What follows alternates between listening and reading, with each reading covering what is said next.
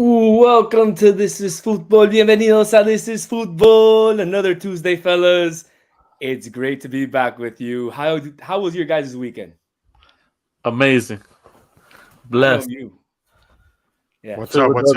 What's up? What's up? Yeah, I see you wearing a LAFC jersey, Nico. I don't know, bro. You from the West Coast now, or what's going on? Gotta represent. You know, MLS Represent. all day, every You day. live in Miami. MLS, man. I'm an MLS guy. I'm not Inter Miami or LAFC or any other team. You know, I'm an MLS guy. All right. Understandable. All right.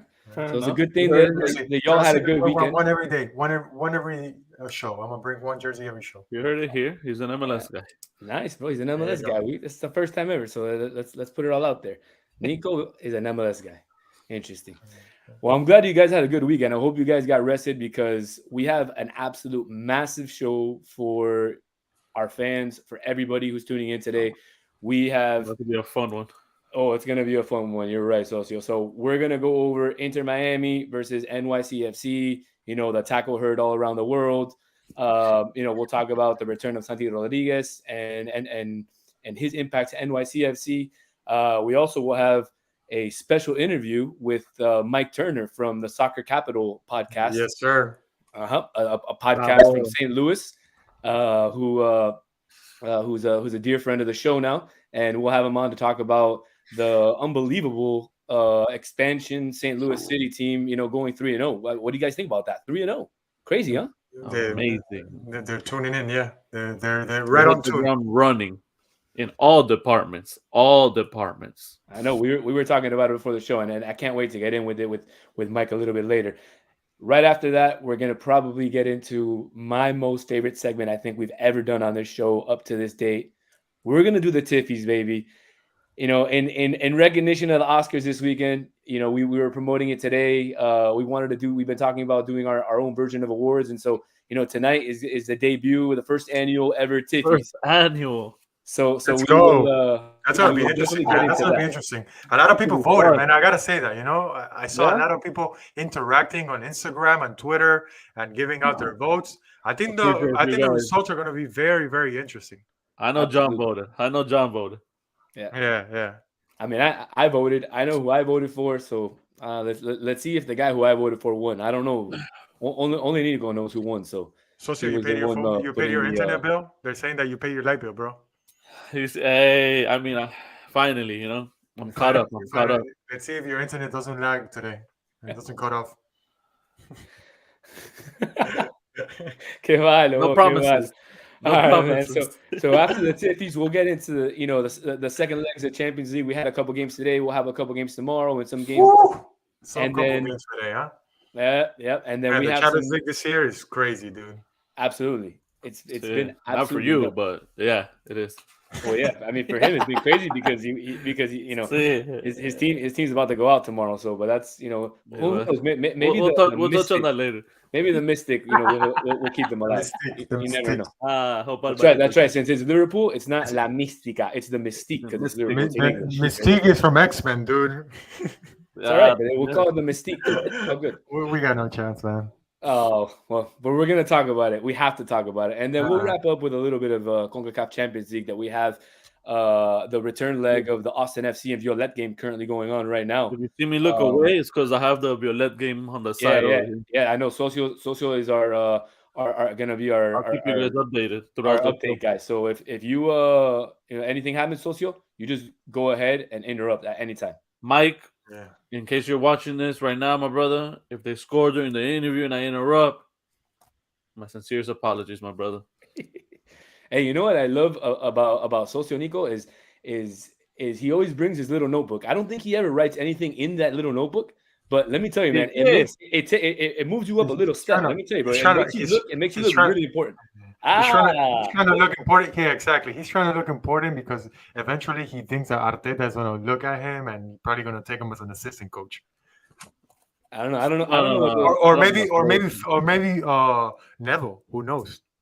I mean, I would love right to have Socio on the side, running up and down the sidelines. You imagine Neville and Socio hugging after a Taylor goal like the one that we saw a couple games ago? Nah. I'll take Let's get to it, man. Let's get to it. Inter Miami talk, man. Let's go. Let's get into Inter Miami talk. Hard L to take. I'm going to be fairly honest. I feel we could have gone in a draw if either of those, Joseph, especially the first one, if he gets that first one clean, we go up 1-0. That game is different. I don't know, man. Back and forth, very back and forth. But MVP obviously, and he's in the team of the week again. Drake. Well, let me tell you, Socio, I had a chance to ask him a question after the game, and I was actually in the press conference with Phil Neville as well. And Phil, I wish I would have brought the video. I tweeted it out earlier in the week, but Phil actually said that he's the best goalie in the Eastern Conference right now, and I couldn't agree more with Phil Neville. I believe him. I'm agreeing. I mean, he's stopping everything. The guy is an absolute wall. At 1v1. Yeah, but he still has a lot to prove, man. I mean, one thing is to be good, inside the goal. Primarily, that's what you want from a goalie. You want a goalie to be a shot stopper. But at the same time, he's got to get better with his feet, man, because I feel like half the chances that the other teams are given are arguably because of his fault, coming out from the back and giving the ball away too easy, So He has to work on that a little bit, I think. Absolutely, and we've seen him have a couple of those kind of blooper style errors, playing from the back with his feet, and sometimes it looks like he might get a little nervous and he just kicks it out, kind of goes out of bounds, doesn't go anywhere. Yeah. But look, I can't disagree with Phil Neville. Calendar's been, I think, the reason why we were 2-0. He was my MVP. I thought the first two games, and definitely the MVP for the team last game. If it wasn't for him, I think it would have got ugly in the second half. I think it would have been 5 or 6-0. But Socio brings up a good point. Socio says, if Joseph gets that goal in the first half, it's a completely different game. And let me tell you, man, I was watching it here on the couch. And I saw that, by Pizarro, and I saw him crank, and I thought it was going over 90. But those are the moments. But that, and I believe I said last week that I asked a question to you guys.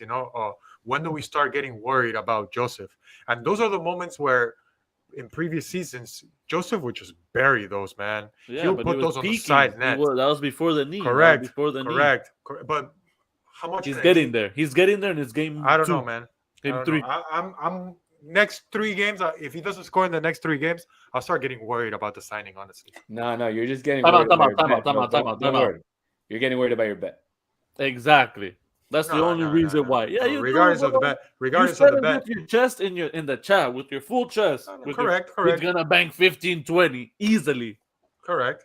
Third game of the season. Look what you're saying. Be wrong. Sometimes we can be wrong. Like how everyone was wrong about St. Louis City. Everyone had them dead last at their first place right now. Hold on. Everybody had them dead last, except for who? Except for come on, me. Man. Come on, me. I will bring the receipts. I will bring the receipts next week if need be. I will bring the proof if need be. The moment of the week for Inter Miami was losing Gregory, guys. That's the huge blow that we have for the season. Unfortunately, Nico, like I stand by it. I think it was, we've talked a lot about it. There's been a lot of interaction on social media about it. I think personally it was a reckless play, but a soccer play nonetheless. I don't think there was any, ill intention from Pellegrini there was to no injure malicious, Gregory. there was no malicious effort in there. Right, No, right. absolutely not. I do agree. If there was no slide tackle at all and nobody touches Gregory, yeah, he probably doesn't But get what are injured. you gonna do? But what are you gonna do? That's what I'm saying. That happens all over the world. Put yourself on Pellegrini's shoes. Right. Are you gonna make the hard tackle to gain the ball back for your team, or are you just gonna let him pass by? Absolutely, man. He was You make the stopping hard the counter. tackle. He was stopping the counter. He knew what he was doing. It was a hard tackle, pero juega de fútbol. Gregory tiene que ser un poquito más picante. To be honest, I saw the play a couple of times. And I feel like it came from his blind side. So it's not really that Gregory could have done anything on the play. Come on, you feel that pressure once the guy. Yeah, you can feel the pressure, but at the same time, you don't know if the guy's gonna make either a standing tackle or a slide tackle. You get like Danny said on one of his million tweets in regards to the situation, freak accident, bro. Yep. Freak accident, man. Yep. That's just a hard tackle. That play happens everywhere. And how many times does this Frank injury happen? I mean, 9 times out of 10, it's just a foul, and Gregory stands up. They shake hands, or maybe in that case, Gregory, might have said something dirty to him in Portuguese, and Pellegrini might have said, "Cachate puto," algo así, whatever. They would have, and you just keep going. Yeah, but the only thing that makes it bad or makes the injury look like an injury or make it look like a terrible play is the injury, right? One of our first DPs, yeah. But there's a picture of him going over on the sideline while this guy's in la camilla on the stretcher. Oh, he's telling him I'm sorry. He's hugging him, talking to the people. No harm. No, I mean, yes, harm, but no foul. The problem now is the aftermath. Honestly, the problem now is the aftermath. The fact that we lose a huge player. Personally, I'm not the type that hypes Gregory's play. I never thought of him as a great player for the team. However, he has been showing up in the first 2 games of the season. He played really, really well. So I believe that it's going to be a very, very tough loss for the team. No, absolutely, Nico. I mean, you hit it right on the head, bro. That's gonna hurt a lot, bro. I don't think Gregory has been any one of our favorites, or we've been behind him 100%, since he's been here. I think we've all been very, very critical of him as a center midfielder. We say he gets caught up a lot. He doesn't help out enough. But I think this season he's made a big, big, big change. And you can see that where he has some sort of kind of combination or something with Mota there in that double 5.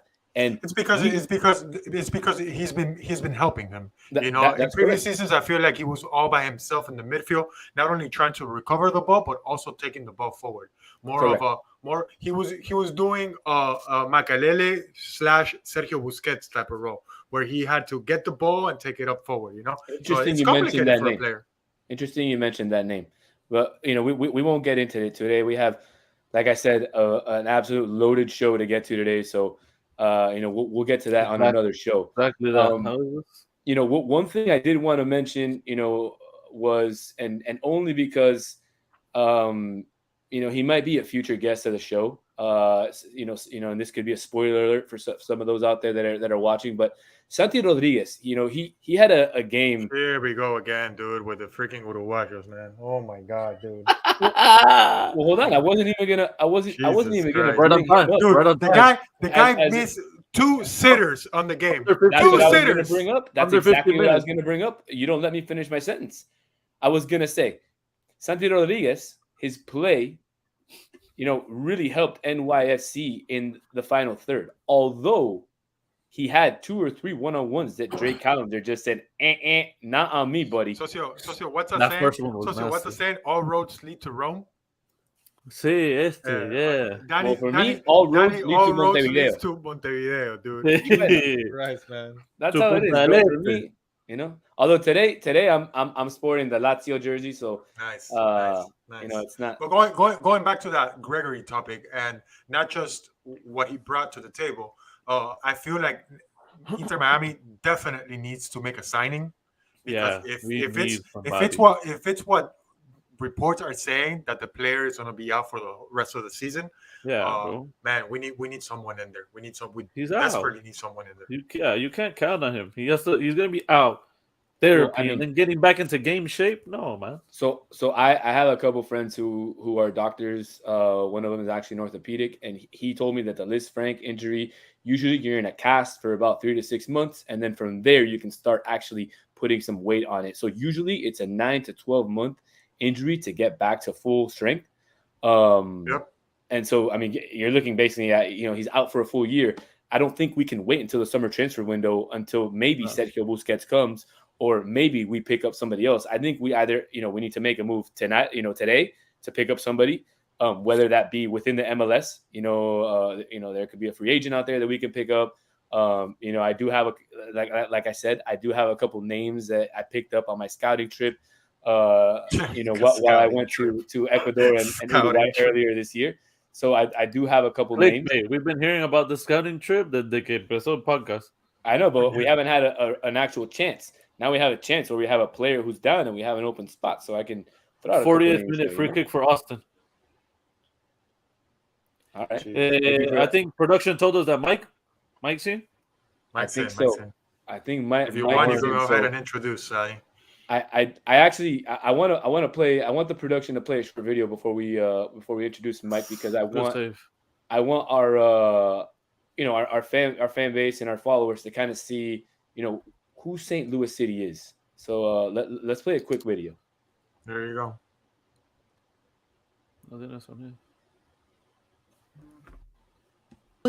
Team to St. Louis. On August 20th, 2019, a female-led ownership group were officially announced as the 28th club to join Major League Soccer. It is with great honor and an incredible pleasure for me to announce that St. Louis will be the 28th team in Major League Soccer. Congratulations. So with that video, I want to introduce our guest, Mike Turner. He is the host of the Soccer Capital podcast, a podcast who follows St. Louis City.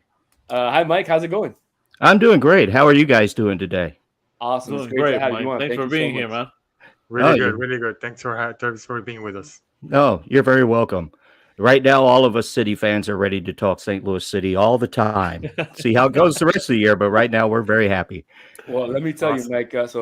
Socio and I, we actually played some college soccer in the Midwest. I played in Kansas City, and Socio played in Kansas and also in Iowa. So we're very aware of how deep the grassroots soccer community really is in the Midwest, and really in St. Louis and Kansas City, in Missouri, really as a whole. So I'm not surprised to see basically, yeah, you guys are flying. Basically, how Socio's been saying, you guys are absolutely flying. So I'm not surprised. I don't mean that only on the soccer pitch. I mean that everywhere, from the stadium, from the fan base to all those little. You guys hit the ground running. Yeah. So that kind of leads me into my first question, and really, first and foremost, after this long journey to really finally get your team to the MLS, I know it's been a long journey for St. Louis. How does it feel to be the first expansion team? No. That's an awesome for you. That's an easy one. Yeah, it's great. I mean, we thought the team would be better than most people did, but to be as good as they are right out of the gate, even from the first game at Austin, not very many people had that one pegged. The team just came together so much better than anticipated. Yeah, definitely. Not only that, you've also had a few. You've also gotten lucky on a couple of miscues from other teams. But overall, and I was talking back to an old college buddy of mine who's been to the first couple games. I mean, he's telling me like these guys as a team have really come together, and they've really kind of embraced the city as a whole. And I think that's kind of what has kind of given them that propulsion to kind of go 3-0 and really what I know Nico has a couple questions for you regarding some of the players and things like that, and so I'll let him shoot some at you. Yeah, definitely. Quick interruption. 1-0 Austin, 51st minute. Okay. 2 more to go. Two more to go. Yeah, I wanted to get into an interesting topic because when we talk about expansion teams in the MLS, we always hear right off the bat, they have to make a flashy signing. For example, like LAFC went on and got Carlos Vela right away. When we started a team in Inter Miami, we went on and we got Gonzalo Higuain. However, St. Louis hasn't had that marquee signing. Do you feel like the reason behind it is to connect to maybe more towards the city? That Lutz Steel said that a little bit. He said there was no reason to go out and get a marquee signing because the interest in the team was already so high in the whole area that it wasn't needed for PR reasons. But he did say that he was really looking for younger players that were very hungry, and they had to fit this style of high pressing, high energy play. So it's hard to find a lot of people out there that fit all of those criteria. He was very strict on that and has been very strict since the beginning. And it's just lived up to it. Now, it's been mooted that Roberto Firmino, St. Louis City has had interest in him because Lutz Pfannenstiel was with Hoffenheim when he was brought in, along with Ernst Tanner of the Union as well was there. Mike, you took my fourth question off. Off of my sorry. tongue. I mean, you just took it off. I mean, we were gonna get into that. We were gonna ask about that, but there's still more to say, so you can ask that later. We'll get into it. Absolutely. Go ahead, Nico. Sorry to cut you off. No, definitely. And also, I wanted to know who are some of the fan base favorites players, because we don't really know much about the team, and we wanted to get more into that. Well, the DPs, Klaus and Edward Leuven, they're the DPs because they are the ones that actually had fees associated with their signing more than, say, their salary coming in. Everybody else came in on a free internationally or through the expansion draft or low-cost free agents. The big fan favorite is Joshua Yarrow. He's on the bench, used to be with the Union. You might remember him back in the day. He was with their MLS Next Pro team last year. He was the captain, led those on. Has been very good in the community, very nice guy. He's a big fan favorite. How much he's going to see the field, we don't know. Of course, Klaus and Leuven have been spectacular so far. And Jabula Bloom, the South African kid, came from South Africa, from Kaiser Chiefs, to play the defensive backfield. He wasn't in the last game. He's been ill. He's in health and safety protocol. That one has to be a connection with the coach, right? Because I believe he coached there, if I'm not mistaken. Yeah, he played at Kaiser Chiefs in South Africa, and they found him. Seems to be a very exciting player. All of South Africa now seems to be City is their MLS team, judging by social media, and we're happy to have them. Those are big favorites, but really everybody's rallying around everyone on the team. Right. So a quick tidbit. I don't know if you are aware. I'm sure you're aware, Mike, but I don't know if the guys or our viewers are aware. But Lutz, who is the sporting director for St. Louis City, he's actually the only player to play in all 6 professional or continents. In all 6 organizations. Yeah, professional FIFA type organizations. So that's actually pretty interesting. And so he's probably got a lot of deep connections, and that's probably what why you guys have such a good kind of foundation. I'm sure he's one of the main people responsible for that. Yeah, he's got a deep Rolodex. And if you don't know about Lutz Pfannenstiel, he has a book out there. This may be the most fascinating man in the world. He actually died on the pitch as a player once. Wow. He was thrown in prison in Singapore, I believe, for match fixing that he was let go. And he stole a penguin once. The penguin story is hilarious. Yeah, that's great. He's also, Klaus, he brought in from Brazil to Hoffenheim. Klaus went on loan to 6 different places. He's one of the first ones he got back. Edward Leuven, he had tried to sign already twice in his career for his teams. This time he finally landed him. He also scouts a lot. He was out visiting youth teams, was in a little town called Boonville, Missouri, out, he says, in a cornfield where he saw Miguel Perez and brought him into the academy. And now he's the homegrown that had just started the last game. He's 17 years old. Yeah, that's a big promise for you guys. Yeah. Second, we've already got 2 homegrown players, and we played 3 games. That's a pretty good record so far. Yeah. Do you feel like that's the road that the organization wants to take, more of a building around homegrown players rather than other formats in the MLS? For example, like LAFC brought in a lot of players from overseas. Yeah, it was stated at the beginning, since the very beginning. The first time Lutz talked to anybody about what he wanted to do youth development with all the talent in the St. Louis area, which is so extensive. It's a no-brainer, really. And with his contacts, especially in the Bundesliga, he knows people that he can facilitate transfers out as well as the transfers in. So I think he's looking to take advantage of that as well. Yeah, he was at Hoffenheim. He was Stuttgart.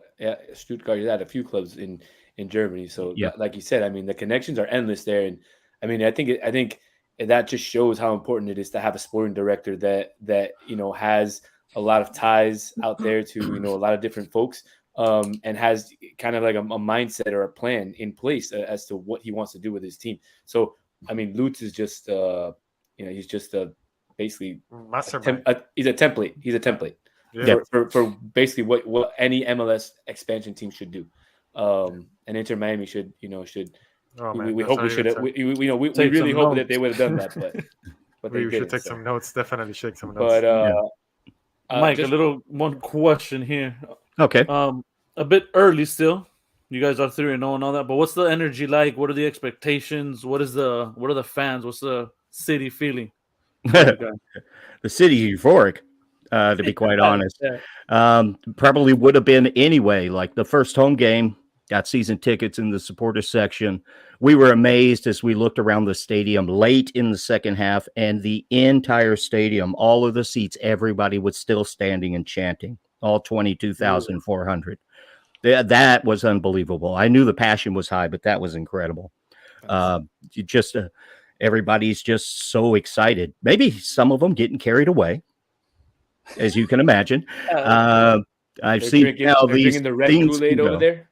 They're drinking their city red is the official color.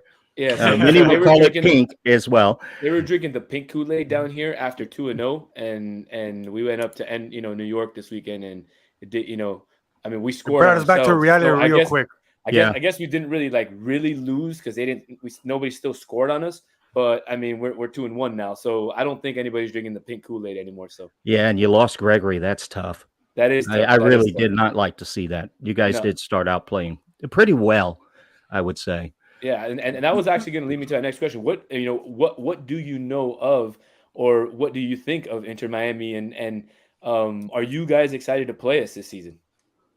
Yeah, I'm excited to play it. I've been watching all of it. We've been on our podcast now for 2 years, even though it's only the team's third game. So we've had a lot of lead in, a lot of stuff to make up to talk about.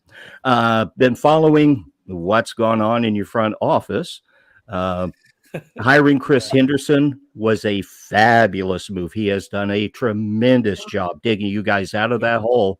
Definitely. I would say you're probably better off now, even after all the penalties and all of the roster turnover, than you ever were before.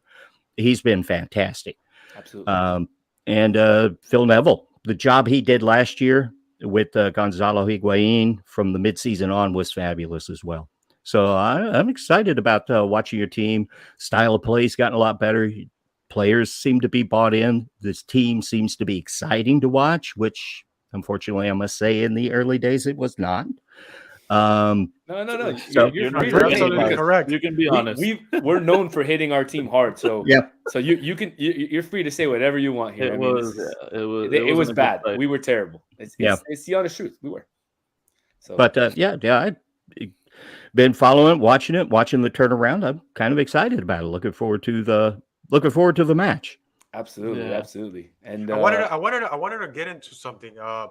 We don't really know who the rivalry will be for St. Louis. Who's really the rival team in the MLS, or who could? It's got to be Chicago, Nico. It's always St. Louis, Chicago. Chicago's there, but yeah, you got Cardinals, Cubs, you got Blackhawks, Blues. I mean, it's got to be. But it's going to be Sporting Kansas City. You think so? Yeah. They're trying to steal the title of soccer capital away from St. Louis.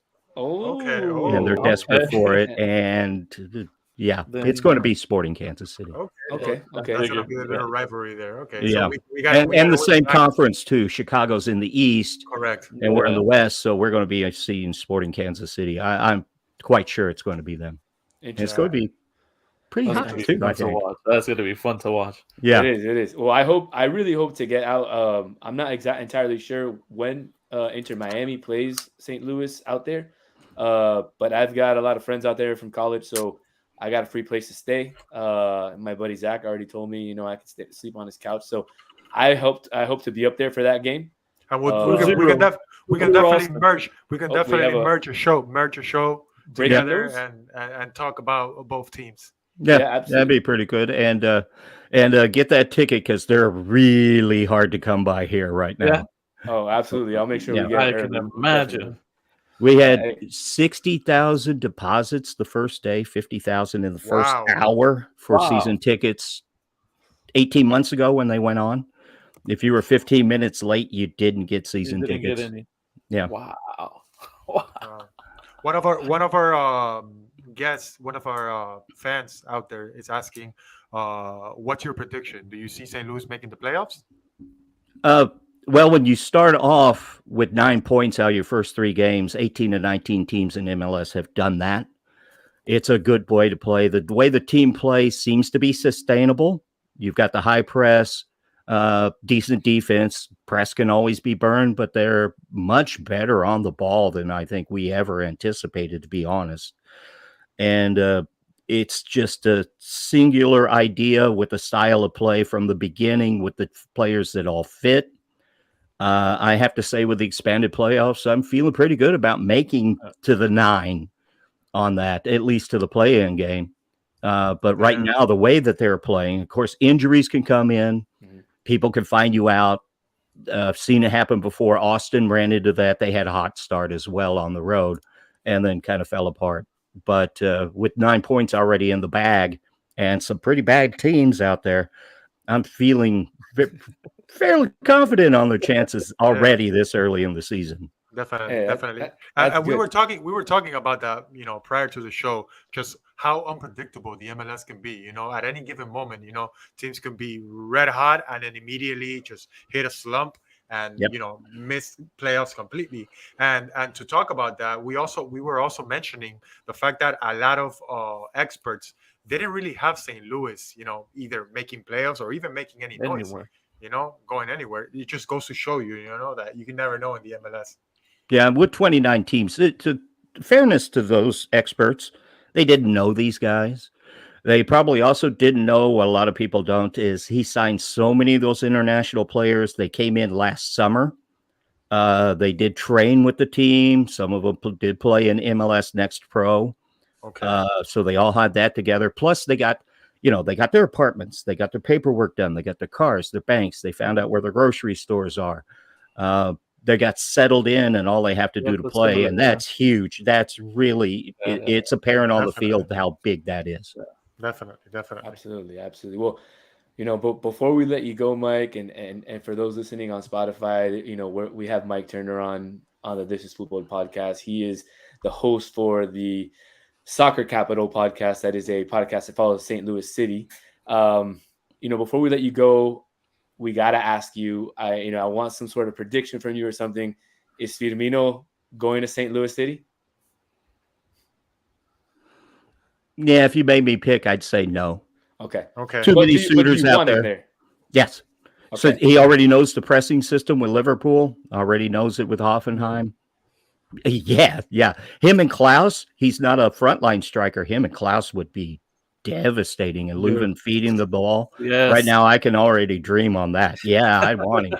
Am I going to hold my breath that we actually get the signing done? Lutz gives us an in, so there's always a chance. So let me ask you the question. Are you going to get Messi? Yes. Mike Ryan Rees insists that that's going to be out there. So I actually know Mike. He works with my brother. So I mean, we know some folks, as well over there in Europe. Nico has some contacts over there as well. From things that we're hearing, he wants to stay over in Europe one more year. He wants to win, one more Champions League. Sure. We don't know who that's going to be with. PSG is a complete dumpster fire. Barcelona, with all the allegations going on, I don't know if can they sign him? Can they not? I've been telling the guys in the group, I think if he's going to stay in Europe, his only option is Manchester City.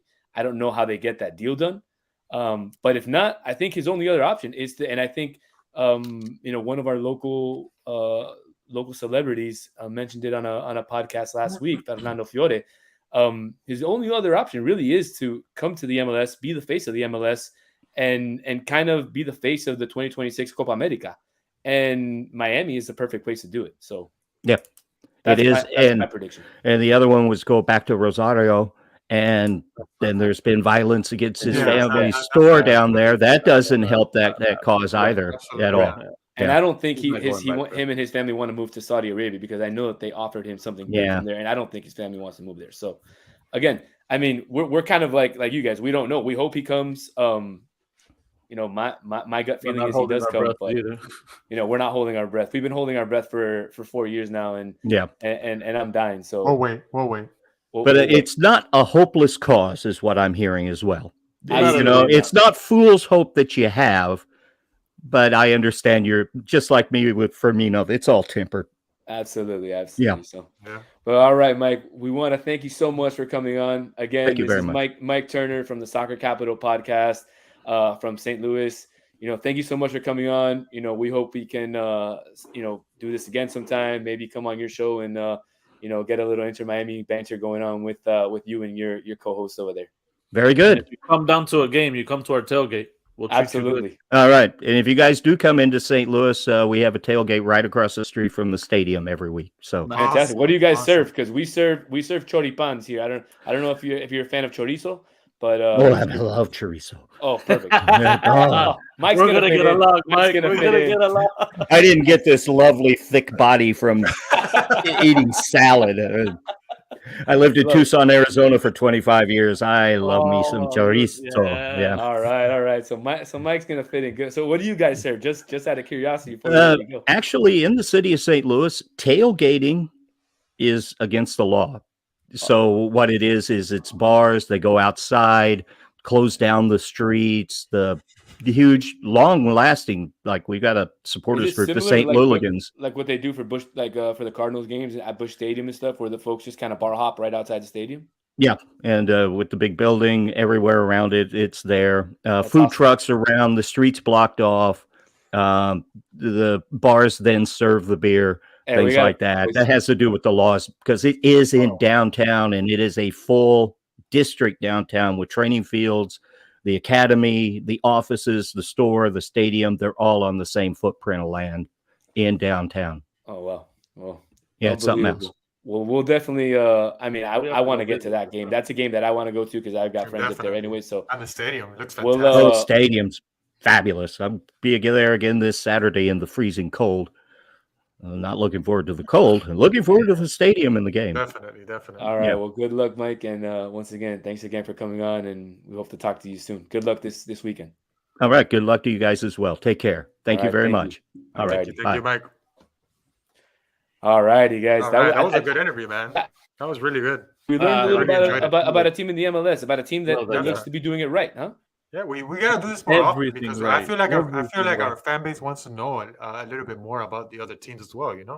Like different organizations, the way they manage their team, the players that they bring. It's very interesting to know all that. Yeah. I'm sorry about it. I didn't get to ask him about if he likes Morcilla, but I'm sure he does. El Ten Hag. So I want to transition into. what we talked about earlier in the show, which is going to be, my most favorite segment on the entire, whatever episodes we've done here. So it's ready. Hopefully there was no Uruguayos to vote, man, because this guy, man. No, there wasn't, and I'm willing to share a screenshot of my voting card, for all those. I'll put it on Twitter after the show, so everybody can see who I voted for. All right. So are we ready for the Tiffies? We're ready for the Tiffies, man. No, we're not ready for the Tiffies. We're not ready. Hold on a second. I'll be right back. Give me a second. Where's this guy going, bro? He's the host. He's literally gonna just leave the show like this.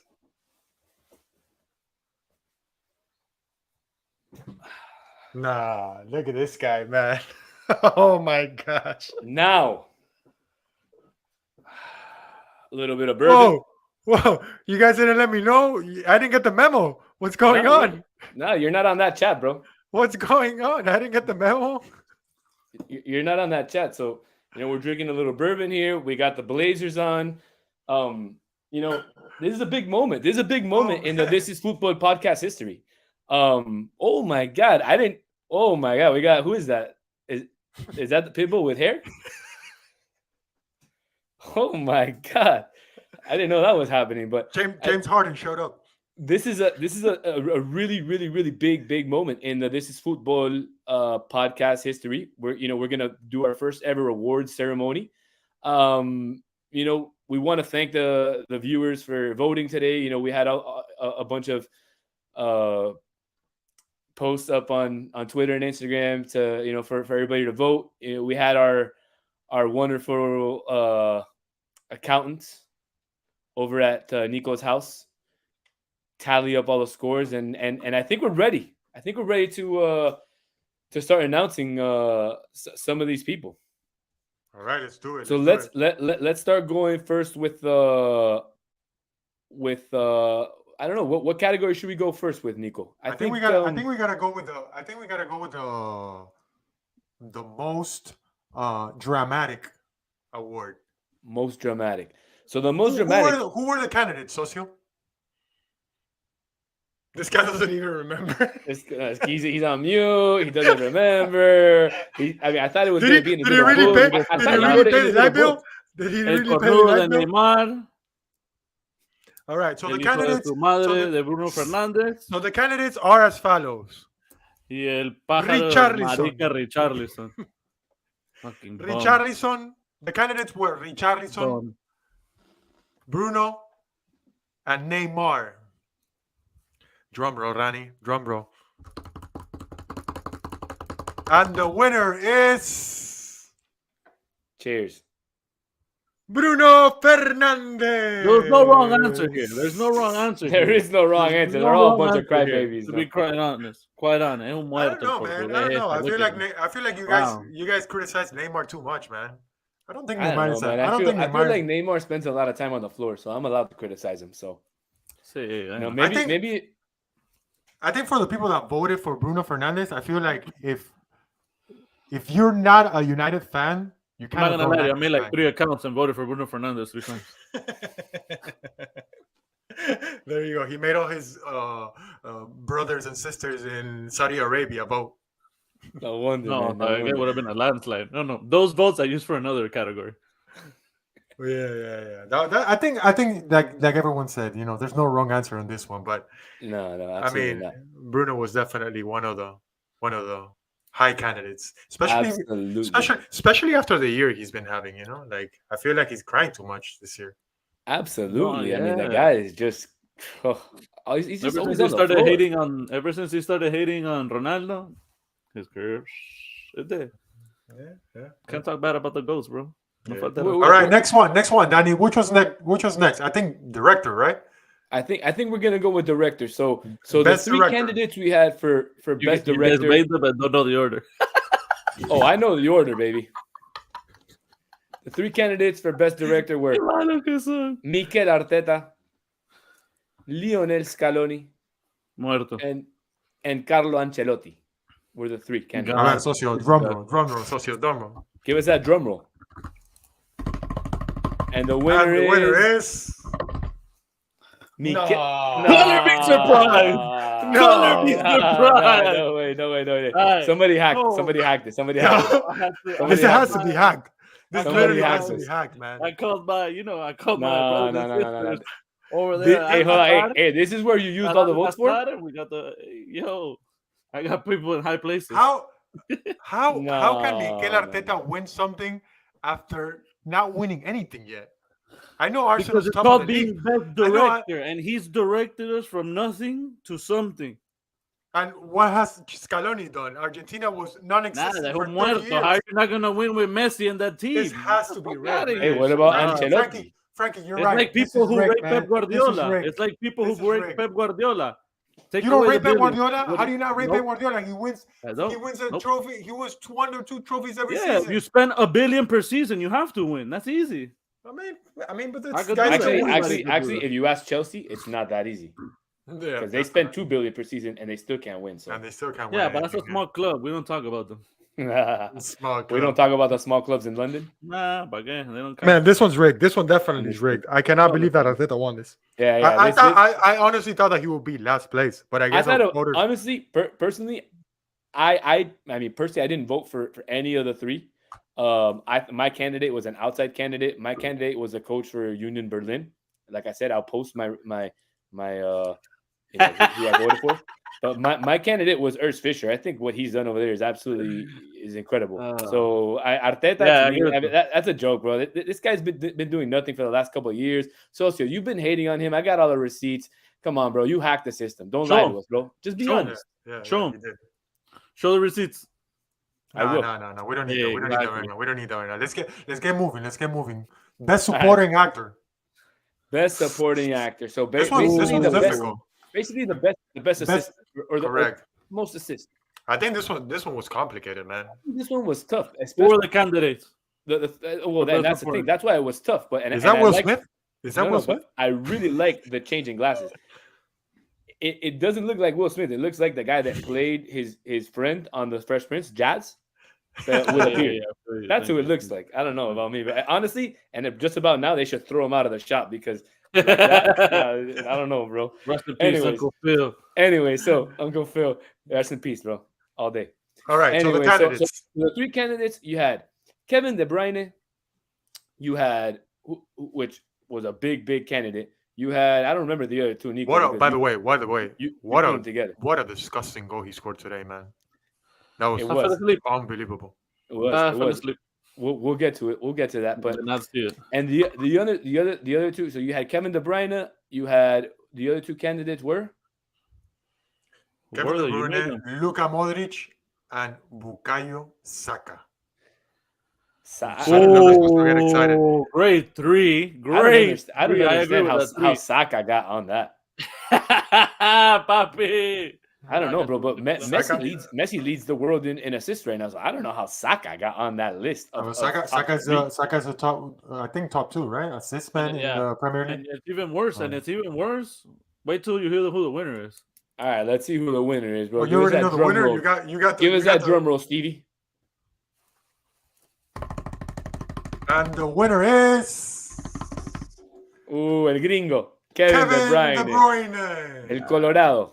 Over Luka Modric. Nah, he deserves it, bro. He deserves it. I think this was a surf. Yeah, man. Yeah, Luka Modric had a good season last year, dude. What are you talking about? Luka Modric was a great last year, not this year. He's been really still been great orchestrating. No, his KD beats carrying the citizens on his back all year. Yeah, he's been carrying the team on his back. This is his season. They're still right there. They're still within striking distance to win the Premier League. You do. They are. Yeah. And they just qualified to the quarterfinals. I'm still 5 points ahead, Papi. Top of the league. Don't forget it either. Okay. Talk to me nice. All right. Where's your case? Let's keep going. All right, and the last one, the one that everyone's been waiting for. All right, Danny. I think it's the one. I mean, look how excited Nico is for this one. Look, he's rubbing his hands. The Birdman rub. So it was basically, it was it was best actor or best player essentially would be our category, and the top 3 nominees were Mbappe, Lionel Messi, and Karim Benzema, who's been having a monster year this year. Right there. But right the there. winner, look, right the there. winner, like Nico is holding it up there, and we'll have the production truck put it up. No drum roll needed for this guy, but he got it done this year. He won the World Cup, and there's penal para Argentina somewhere in the world. Hay un penal para Argentina right now. There you go. There you go, Messi. You deserve it, Messi. You deserve it, Messi. There you go. Penal, muerto. There you go. Hey, Nico got to do what he always wanted to do: give Messi a trophy. So there you go. Yeah. I actually gave him. We actually gave him one. Last time we interviewed him, Renier and I, we gave him a Balón de Oro. So that was really nice. Well, I'd like to hear about that story on one of our upcoming podcasts. That's an interesting story that I'd like to get into. I did not know that, but now that I do, we're definitely going to get into that. So, the best season Rashford's had, Martinelli's 2 goals behind him chilling. Rashford es muerto, Álvaro. Hey, Frankie. So that wraps up the first annual Tiffies. We want to thank everybody for voting. Honestly, it was a crazy, wacky segment that we kind of just put together out of nowhere. We wanted to have fun with it. Hope you guys had fun with it. I'm with Sophia. But talking about words, the reason why we did it is because the Oscars were on this past weekend, and we'll actually try it next year, guys. I'm really. We promise. Off topic. Brendan Fraser, man, finally getting an award, dude. I honestly, I haven't seen that movie that he got the award for, The Whale. I heard it's pretty good. Shout out to Brendan Fraser. Yeah, man. Hey, he deserves it, man. The guy, he's been in some tough movies in his life. So, man, the fact that The Mummy, that's a classic, dude. That's one of our childhood classics. Absolute classic. You're right. It's an absolute classic. But I mean, he's been in some other guys like Encino Man, Bedazzled. I mean, I don't know, but put on the Cafecito's message up on the screen real quick and leave it for a solid 30 seconds. Este man sabe. Don Cafecito. Best dress. Jesus Christ. No way. What can I say then? All right, keep going. You were saying. All right, man. So I want to, that wraps up the Tiffies. That was fun, guys. I mean, it was cool just to interact with everybody and have everybody. We'll get it better next year. We'll do it in person.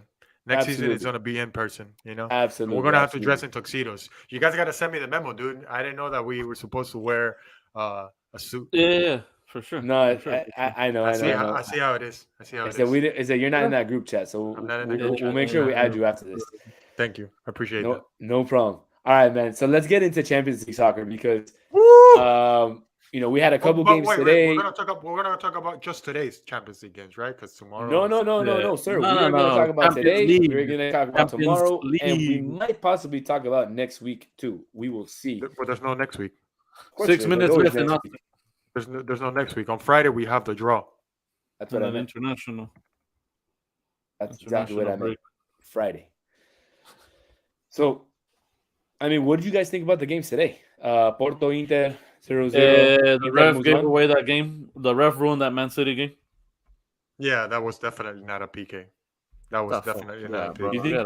That was awful. That was an awful call, by the way. But again, even though and then Ederson, nah, salí de acá. He can come out and karate chop Jackie Chan him, and play on. And he gives a yellow to El Muerto de Timo Werner. Ese otro paquete también. That guy's trash, bro. Say that to Chelsea fans. Say that to Chelsea fans. Alvarito, trash. No, but going back to the game. Honestly, yeah, besides those huge mistakes by the referee. They were gonna run them over, but that ruined the game. City was gonna run that team over, man. But don't give it to them like that. Yeah. They're firing all cylinders, 5 goals by Terminator. Yeah, that guy's unbelievable, man. I think is he the greatest poacher of all time? Absolutely. He's looking like zero doubt in my mind. He's looking like it. Because when you watch him play, 30 goals. He has 38 goals. He has surpassed. No. 38 goals in total for City this season. He has surpassed their greatest goal scorer in one single season. Yeah, you know what, Nico? They had to change the rules for him to possibly qualify to a World Cup, which we will get into a little bit later. Well, he hasn't qualified to a World Cup yet, so we don't know. That's what I'm saying. But they had to change the rules for him to possibly qualify because they didn't change the rules for him. They changed the rules for something else. Well, but if not, that guy was never going to see the inside of a World Cup stadium for his Cuba's life. going to the next World Cup. Huh? No. I mean, Cuba's going to the next World Cup. Nuestro amigo venezolanos. Maybe Venezuela. Ni ellos. I mean, I will tell you this: a little bit of if you want to connect two things together. But Lutz, who our good friend Mike Turner was talking about earlier, actually was an assistant coach for Cuba. So a connection there. All right. So there's a little bit a little tidbit there. So I don't know if Mike is still listening or if he if he playing 4D chess. I like it. If you and to share with your friends about good old Lutz there. So seems like Danny needs to pay for his internet today. Tells you. You see it, right? I don't want to. You see, I'm a humble guy. I don't like to talk down on others or anything. But you look like you're the Shakira. Oh, really? It's bad. Yeah. You gotta pay, man. You gotta pay. No, you're right. No, I forgot to pay this month. So can we move on to talking? Oh, wait. No. We gotta keep on talking about City, dude. Wait. I want to. That passed already. We're gonna go to. I want to give a comment, and then we're gonna move on to tomorrow. Say your comment. I want to give my comment about City. Yeah, we know you're a City fan now. I truly, I'm being honest. I'm being analytical here. Okay, sorry. I truly believe that if things go the way that they're looking, Manchester City will finally win a Champions League this season. I really, really have a feeling that they're going to win the Champions League season. Especially because there's not one candidate where you can say they're the true candidates to win it all. Maybe Bayern Munich, but again, I don't see a Bayern Munich. I don't see a Bayern Munich that dominant. What about Napoli? Yeah, Napoli. I feel like Napoli has played. In Serie A, we can't really say. What? Now, Cava and Osimhen against Los Hold on a second. Hold on. But I want to drop some other news on you. If Napoli makes it through tomorrow and they're up 2-0 on their leg, I don't know when the last time was, but when was the last time 3 Italian teams made it to the quarterfinals? It hasn't happened since the 90s. And when was the last time AC and Inter qualified together into the quarterfinals? Yeah. And they qualified. But again, they played Porto on one end, and they played Tottenham, and they almost lost at the end. But that's how the cards fell. You can't blame them. I mean, they just went and they played. So I mean, that's just how it happens. Those results are really, really bad for the French league in the coefficient, in the UEFA coefficient, because the French league has, I believe, 3 teams that make it to the Champions League every season. Mm-hmm. They might go down and get only 2 teams because of that. So the Italian league is pushing to be the second best league, and they would actually get 4 teams to play in the Champions League next season. So it's interesting to know. So moving on to tomorrow, because we already talked about today, and we really don't care about that Napoli game. The one we really care about is the Real Madrid Liverpool. Real Madrid Liverpool. This is basically Mystique versus La Mística. That's what we're calling this. Liverpool who? Oh, now he's an LAFC fan. He took out the hat. No, he's an MLS. That's right. He's an MLS guy. No, wait. Not only is he an MLS guy, he's also a City fan too, and a City fan. Yeah, MLS. This year he's a City fan. He's a City fan. He bought a Haaland shirt for his son in a size L for adults. L so he could wear it. Exactly. L is what we've been taking. Is what we've been taking in the Premier League. He bought it for Enzo when he turns 18. And in the Champions League. What's there to talk about tomorrow? Honestly, a lot. How many more is Madrid gonna put on you? Nah, you see, I take the opposite take. Vinny's gonna be over there on the cup like this. I don't know, man. I don't know. On the cup, look, Liverpool's been in this position more than once before. we've seen them, Sí, multiple times again, be down in a leg or even be down in a game and come back. You talk about that historic AC Milan, Champions League final.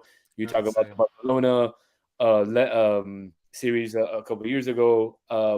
You don't think they have it in them, Nico? Not this year? Honestly, it's not the fact that they don't have it in them. I think there's various factors to take on this. 10 minutes. 10 minutes what? 10 minutes they added on for Austin. It's still 2-0? 2-0, minute 92. So they need one more to go to PKs. Yeah, there's an injury. One more for PKs. They're 2 minutes inside the 10. So hold on. So how many minutes is the Violet guys gonna stay on the floor now? The 10 minutes. Tírate. And nothing happened. Por eso. But yeah, no.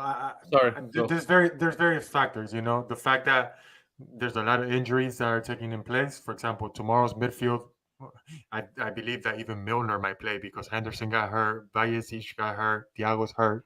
So that's huge. Thiago been hurt. Thiago's been hurt since he got here. So that's huge. And another fact is when you talked about all those comebacks, yeah, you talked about primarily one of the greatest comebacks, which is the final. We understand that, but that was two decades ago, so we can't really count that one. And the second one was against Barcelona, and the Barcelona one was done in Anfield, so having the stadium push you through, in a comeback really makes a difference, and they're not going to have that tomorrow. The Bernabeu is going to be firing in all cylinders for all the blancos out there, and I honestly don't think it will be very, very rare to actually, You include Socio cool. Hey, when you say all the blancos. You include Socio in that, right? Absolutely, absolutely. Socio's the biggest Madrid. A la Madrid. Don't make me take out my jersey.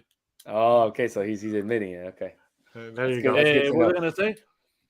I don't know. What were you gonna say? I don't know how you guys. I don't know how you guys feel about. We talked about the Champions League, but I don't know if you guys feel like in previous seasons that we had a lot more to play for. There was a lot more comebacks. There was a lot more exciting games. I honestly feel like this season is missing a little bit of that. At least in the round of 16. I didn't see a game in the round of 16 where you can get really, really excited about whether it was the first leg or the second leg. And I think that's directly related to at Anfield. That was an exciting game. Just because for you it wasn't. No, but I understand what Nico is saying. I do get what you're saying. Overall, this Champions League has been very different than other Champions League. The next round's gonna be a hit. Last season with the Real Madrid comebacks, it was insane, man. It was one after the other. It was glorious to watch that. Yeah. So, all right, I want to wrap that topic up. We got one topic left, before we close out the show, and that's the announcement of the new format of the 2026 World Cup. Yeah, you're right. Which I'm super excited to discuss. I know you had forgotten about this, Nico, but I did not forget. I'm excited. I had been dreading the fact that Gianni Infantino was lobbying to change it from 32 to 48 teams.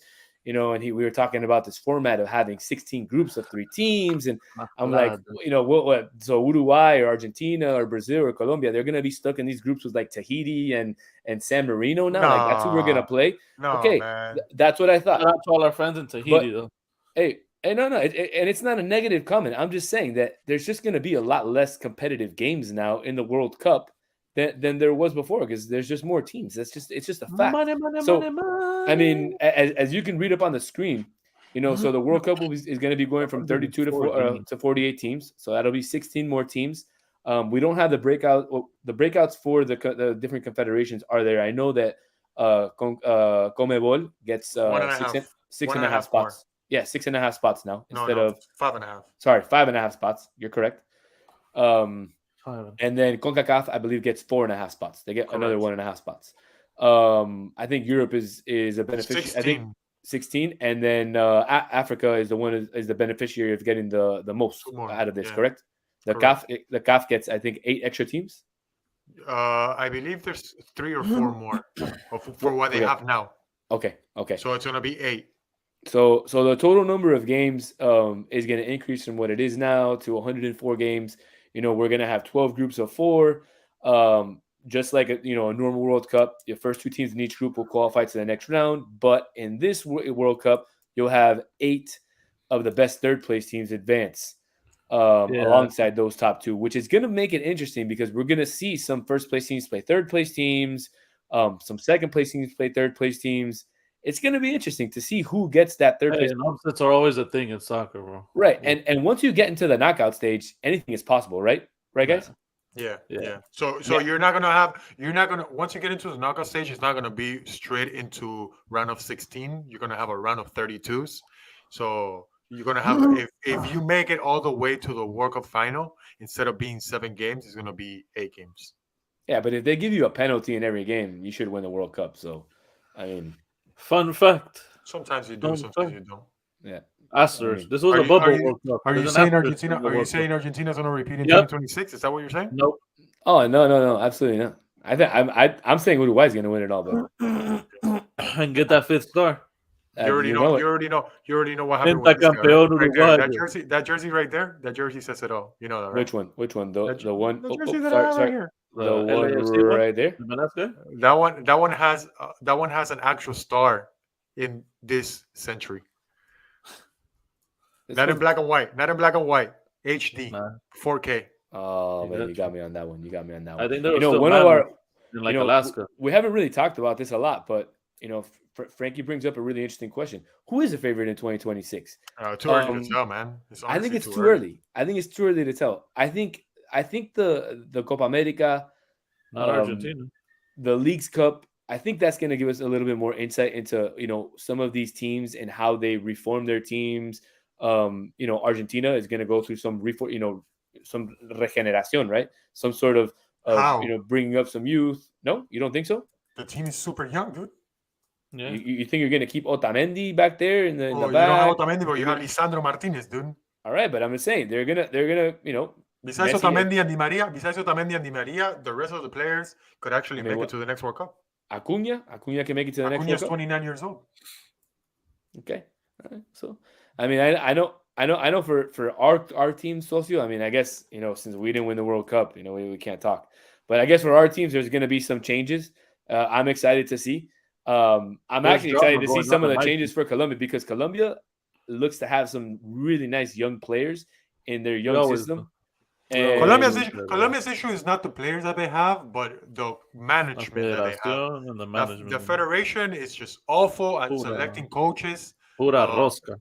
Pura rosca, like Colombians would say. Pura rosca, yeah. So once they get that right, then I think they will be able to make some noise. Because the talent's there. The talent's definitely. And then my other one, the red, white, and blue one. Oh, it's a Jerry Springer show over there. Yeah, that one is. We're gonna stay for another show because for another show. There is a whole bag of worms to talk about and to unpack there. So we'll definitely get into that U.S. men's national team, that Berhalter Reina saga that has come out over the last 48 hours, and we've basically been living over the last few months. We'll get into that on a future show. So what Frankie said. Sorry to cut you off. This World Cup is going to set a precedent in the sense, we're not ever going to see another World Cup hosted by a single country. From now on, it's going to be multiple.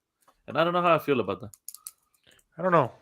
Maybe a big nation could host a single one again. Maybe like France, someone like France. Yeah. I mean, I think only countries with infrastructures that are currently established for World Cups should only be hosting World Cups, because I think we've seen other nations who have had to build stadiums. It's basically you don't make money, you lose money at the end of the day. And I understand that FIFA wants to award some of these smaller countries to give them they're trying to be inclusive. They're trying to, and I get it, but maybe they do what they're doing, like with the youngers, like the U20s. It's going to be in Indonesia. That's fantastic. So you do the younger World Cups in kind of these countries. The U17s is going to be in Peru. The U17 Sudamericano is going to be in Ecuador. No. So absolutely. What happened? Goal? No, off the line. Game over. Violet Violette moves on. So breaking news here, right on the This Is Football podcast. Breaking news: Violette from Haiti takes out Austin FC in the CONCACAF Champions League. Unbelievable. I don't know if I can show my screen. Can I show my screen? No, right? No. I don't think you can, man. I don't think you can. I don't think they'll. Yeah, they're celebrating like crazy. But I mean, you wouldn't celebrate? Of course. Yeah. We want How much of to. them are saying now? We want to show you something, Socio. That By the way, Philadelphia won 4-0 today. I forgot they were playing. Yeah, we know I was gonna have, but so Socio, we have a little present for you, something that you've been asking for a while. Before we log, before we get off the show, I know you kind of been promoting it. You kind of seen it. I don't know if everybo's seen it, but we want to throw it out there anyways because it's important to you. It's important to everybody. So let's put it on there. Hola, socio. Mira, aquí es socio. I told you I wouldn't let you down. There you go. I have to go to work. You know what I mean? I'm at work. To go to work. Anyway, I'm gonna tear up. Have a good one. See you soon. Now, so I have a quick question, bro, and Nico, you can confirm this because I take my shirt off because see you soon. That was my question. Oh, no, that's the part that was my question. Me. See you soon. What does that mean? See. What does that mean? I don't know, pero ¿Cómo fue, socio? ¿Cómo fue? See you soon. Yeah, man, I'm down. Please. We're gonna have to. Tenía la berenjena, vos. Tenía la berenjena, boludo. Tenía la berenjena así.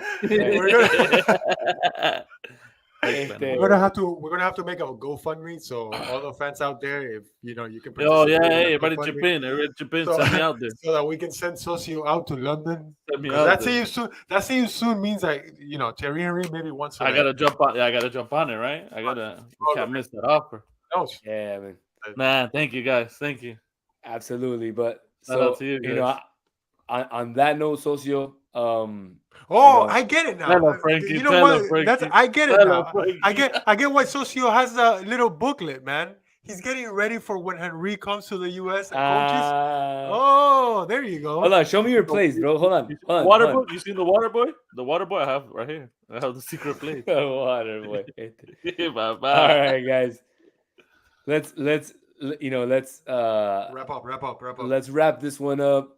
For Socio, for Nico, for Mike Turner, who we had on here. Thank you so much, Mike, for coming on from Soccer Capital Podcast. You were fantastic. Thank you. Don't miss first ever Tiffies. By the way, very, very good episodes coming up this week. Thursday and Friday. Guys. Absolutely. We have an interview. This Thursday we have an interview with an MLS player from NYCFC, whose name was dropped on this podcast if you were paying attention. And then we have another guy. And then on Friday, 8 p.m., Hercules Gomez. Don't miss that one out. That one's a great episode. I'm here trying to give just a hint. He gave out the whole name. All right. Yeah, so for all of you, he dresses better than you, Socio. That is confirmed. I mean, we've seen the pictures. 100%. So he's got a stylist. For everyone out there, follow us on Instagram, Twitter. Drop the questions that you want to ask Hercules, and we're going to ask them on the show. Guys, please. And before we go, make sure you subscribe to this video, to our account on here. That way, hit the little bell. That way, when we drop a new video, if you are not available to watch our live shows. Just like always, we're here Tuesdays and Thursdays with the English and Spanish. And every once in a while, we have those Fridays, those Wednesdays where we drop those special editions. So you definitely want to be on the lookout for those. Give us likes. Hit that like. Once again, for Nico, for Socio, for the rest of This Is Football Podcast, hey, we love you guys. Thank you so much. We'll be back with you on Thursday.